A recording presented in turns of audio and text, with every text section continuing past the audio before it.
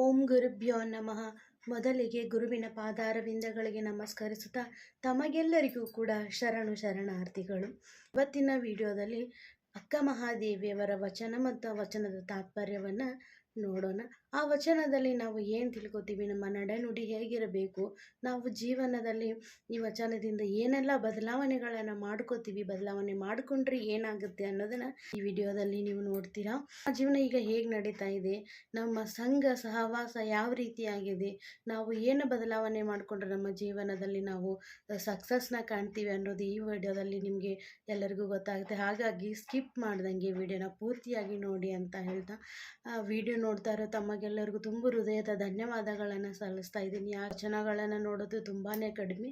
ಇಂಥ ದೈವಿಕ, ಸಾಂಸ್ಕೃತಿಕ ಮತ್ತು ಸಾಹಿತ್ಯವನ್ನು ನೀವು ತುಂಬ ಇಷ್ಟಪಟ್ಟು ನೋಡ್ತಾ ಇದ್ದೀರಾ. ಹಾಗಾಗಿ ನನಗೂ ತುಂಬ ಖುಷಿ ಆಗ್ತಾ ಇದೆ ವಿಡಿಯೋ ಮಾಡೋದಕ್ಕೆ. ಹೆಚ್ಚು ಸಬ್ಸ್ಕ್ರೈಬ್ ಮಾಡಿಕೊಳ್ಳಿ, ವಿಡಿಯೋನ ಲೈಕ್ ಮಾಡಿ, ಇಷ್ಟ ಆದರೆ ಕಮೆಂಟ್ ಮಾಡಿ. ಏನಾದರೂ ಚೇಂಜಸ್ ಮಾಡ್ಕೊಳ್ಳೋದಿದ್ರೂ ಕೂಡ ಕಮೆಂಟ್ ಮಾಡಿ, ನಾನು ಕೂಡ ಚೇಂಜಸ್ನ ಮಾಡ್ಕೋತೀನಿ. ಎಲ್ಲನೂ ತಿಳ್ಕೊಂಡು ಮಾಡ್ತಾ ಇಲ್ಲ, ನಿಮ್ಮ ಜೊತೆಗೆ ನಾನು ಕೂಡ ಕಲಿತಾ ಇದ್ದೀನಿ. ಇವತ್ತಿನ ವಚನ ಯಾವುದು ಅಂತ ನೋಡೋಣ. ಆಡುವುದು ಹಾಡುವುದು ಹೇಳುವುದು ಕೇಳುವುದು ನಡೆಯುವುದು ನುಡಿಯುವುದು ಸರಸ ಸಮ್ಮೇಳನವಾಗಿಪ್ಪುದಯ್ಯ ಶರಣರೊಡನೆ, ಸರಸ ಸಮ್ಮೇಳನವಾಗಿಪ್ಪುದಯ್ಯ ಶರಣರೊಡನೆ. ಚನ್ನಮಲ್ಲಿಕಾರ್ಜುನಯ್ಯ ನೀ ಕೊಟ್ಟ ಆಯುಷುಳ್ಳನಕ್ಕರ, ಲಿಂಗ ಸುಖಿಗಳ ಸಂಘದಲ್ಲಿ ದಿನಗಳ ಕಳೆವೆನು, ಲಿಂಗ ಸುಖಿಗಳ ಸಂಘದಲ್ಲಿ ದಿನಗಳ ಕಳೆಯುವೆನು. ಈ ವಚನದ ತಾತ್ಪರ್ಯ ಹೀಗಿದೆ. ಈ ವಚನದಲ್ಲಿ ಅಕ್ಕ ಮಹಾದೇವಿಯವರು ಸತ್ಸಂಗದ ಮಹಿಮೆ ಮತ್ತು ಭಕ್ತರ ಜೀವನದ ಆನಂದವನ್ನು ತುಂಬ ಸುಂದರವಾಗಿ ವಿವರಿಸುತ್ತಾರೆ. ಆಡುವುದು ಹಾಡುವುದು ಹೇಳುವುದು ಕೇಳುವುದು ಅಕ್ಕ ಮಹಾದೇವಿಯವರು ಹೇಳುತ್ತಾರೆ. ಅಂದರೆ ಭಕ್ತರೊಂದಿಗೆ ಇರುವಂತಹ ಜೀವನವೇ ಸಂತೋಷದ ಸಮ್ಮೇಳನ ಅಂತ ಹೇಳ್ತಾರೆ. ನಾವು ಶರಣರ ಜೊತೆ ಇದ್ದಾಗ ಮಾತನಾಡುವುದು ದೇವರ ವಿಷಯವಾಗಿರುತ್ತೆ. ನಾವು ಹಾಡುವುದು ಕೂಡ ಭಕ್ತಿಯ ಹಾಡುಗಳಾಗಿರ್ತವೆ ಮತ್ತು ಕೇಳುವುದು ಕೂಡ ಜ್ಞಾನವಾಗಿರುತ್ತೆ. ಹಾಗಾಗಿ ಅಕ್ಕ ಮಹಾದೇವಿಯವರು ಹೇಳ್ತಾರೆ, ಆಡುವುದು ಹೇಳುವುದು ಕೇಳುವುದು ನುಡಿಯುವುದು ಶರಣರ ಸಂಘದಲ್ಲಿರಬೇಕು ಅಂತ ಹೇಳಿ ಅಕ್ಕ ಮಹಾದೇವಿಯವರು ಇಲ್ಲಿ ಹೇಳಿದ್ದಾರೆ. ನಾವು ಏನನ್ನಾದರೂ ಕೇಳಿದರದು ಜ್ಞಾನವಾಗಿರುತ್ತೆ. ನಡೆಯುವುದು ಕೂಡ ಸತ್ಯದ ಹಾದಿಯಾಗಿರುತ್ತೆ. ಈ ರೀತಿಯಾಗಿ ಇರುವುದರಿಂದ ಜೀವನ ಒಂದು ಪವಿತ್ರ ಸತ್ಸಂಗವಾಗಿರ್ತೈತಿ ಅಂತ ಅಕ್ಕ ಮಹಾದೇವಿಯವರು ಹೇಳ್ತಾರೆ. ಸರಸ ಸಮ್ಮೇಳನವಾಗಿಪ್ಪುದಯ್ಯ ಶರಣರೊಡನೆ ಅಂತ ಹೇಳಿದ್ರೆ, ಶರಣರ ಜೊತೆಯಲ್ಲಿ ಇರುವಾಗ ನಾವು ಹೇಗಿರ್ತೀವಿ, ಅಹಂಕಾರವಿರುವುದಿಲ್ಲ, ಜಗಳವಿರುವುದಿಲ್ಲ, ಅಲ್ಲಿ ಬದುಕಿರುವಾಗ ಸ್ವಾರ್ಥವಿರುವುದಿಲ್ಲ. ಹಾಗಾಗಿ ನಾವು ಅಲ್ಲಿ ಪ್ರೀತಿ ಭಕ್ತಿ ಮತ್ತು ಜ್ಞಾನ ಮಾತ್ರ ತುಂಬಿರುತ್ತೆ. ಹಾಗಾಗಿ ಅದು ಸರಸಮಯ ಅಂದರೆ ಆನಂದಮಯ ಸಮ್ಮೇಳನವಾಗಿರುತ್ತೆ ಅಂತ ಹೇಳಿ ಅಕ್ಕ ಮಹಾದೇವಿಯವರು ಹೇಳ್ತಾರೆ. ಅಕ್ಕ ಮಹಾದೇವಿಯವರು ಮುಂದೆ ಹೋಗಿ ಹೀಗೆ ಹೇಳ್ತಾರ. ಅಕ್ಕ ಮಹಾದೇವಿಯವರು ಲಿಂಗ ಸಖಿಗಳ ಸಂಘದಲ್ಲಿ ಸಮಯವನ್ನು ಕಳೆಯುವೆನು ಅಂತ ಹೇಳ್ತಾರ.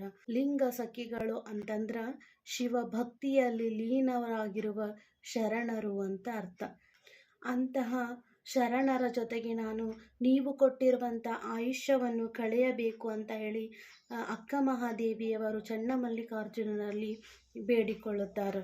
ಆದರೆ ಇಂದಿನ ಕಾಲದಲ್ಲಿ ಸುಲಭವಾಗಿ ನಮಗೆ ಶರಣರ ಜೊತೆಗೆ ಅಥವಾ ದೇವರ ಧ್ಯಾನದಲ್ಲಿ ಯಾವಾಗಲೂ ದೇವರ ಧ್ಯಾನವನ್ನು ಮಾಡ್ತಾ ಶರಣರ ಜೊತೆಗೆ ಜೀವನವನ್ನು ಮಾಡೋದು ಸಿಗುವುದಿಲ್ಲ. ಹಾಗಾದರೆ ನಾವೇನು ಮಾಡಬೇಕು? ಈಗ ನಾವು ಶರಣರ ಜೊತೆಗೆ ಇರೋದಕ್ಕೆ ಆಗದೇ ಇರಬಹುದು, ಆದರೆ ನಾವು ಒಳ್ಳೆಯ ಮನಸ್ಸಿನ ಜನರ ಜೊತೆಗೆ ಸಂಘವನ್ನು ಮಾಡಬಹುದು. ಅಂದರೆ ಸ್ನೇಹವನ್ನು ನಾವು ಮಾಡಬಹುದು. ಒಳ್ಳೆಯ ಮಾತುಗಳನ್ನಾಡುವವರು, ಒಳ್ಳೆಯದನ್ನೇ ಹೇಳುವವರು, ಒಳ್ಳೆಯದನ್ನೇ ಮಾಡುವವರು, ಕೆಟ್ಟ ಕೆಲಸಗಳನ್ನು ಮಾಡುವವರಿಂದ ದೂರವಿರುವಂಥವರ ಸಂಘವನ್ನು ನಾವು ಮಾಡಿದರೆ ಶರಣರ ಸಂಘದಂತೆ, ಶರಣರ ಸಾಮೀಪ್ಯವಿದ್ದಂತೆ ಅಂತ ಹೇಳಿ ಈ ವಚನದ ಸಂದೇಶ. ಪ್ರತಿದಿನವೂ ಪ್ರತಿಕ್ಷಣವೂ ದೇವರ ಧ್ಯಾನದಲ್ಲೇ ನಾವು ನಿರತರಾಗಿರೋದಕ್ಕೆ ಆಗುವುದಿಲ್ಲ ಈಗಿನ ಕಾಲಘಟ್ಟದಲ್ಲಿ.